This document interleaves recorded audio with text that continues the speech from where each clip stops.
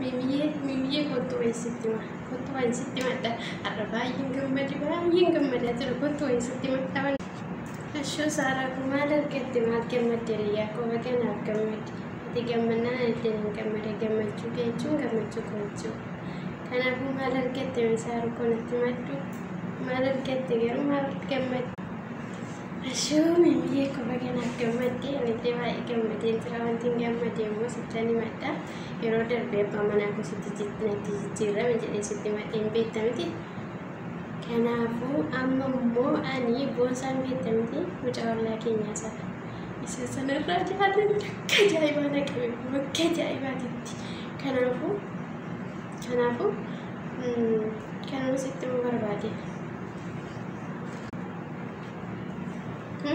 apa jalan erkate besar jalan nagawe kana nanti mo fidan nanti gammade gammachu ke kana bayi nama gadisisa abba mana ke kam gochuuf menatti migifti ko fulan gurini kuni umate ani akka jaiba mucicha jalalle kibira litrana qalgono kana jedhe sittumu ndando niko na gammadu qabda made kana abba mana ko sidayunati jiraminani kaka amal ko de yette sana gafattamo kuri salpada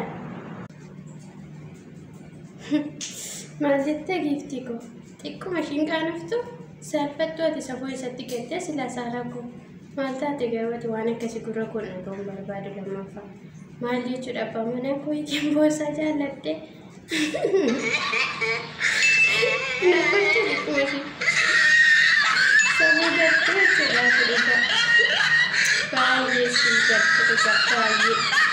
Amma sanan jaalatte kun jaalatte jechuun fedhii isaati.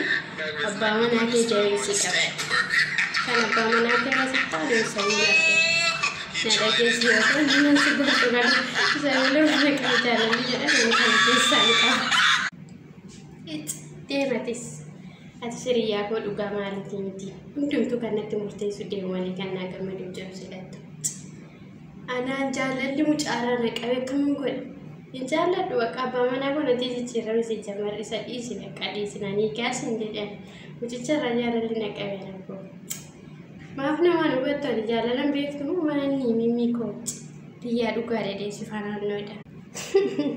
Deematis jette anis hin jedhee si gorsalee gifti koochi nagalchi hin jiru galee abbaa manaa koo dhiisuu waan na salphaa sitti fakkaata. Mantap ya,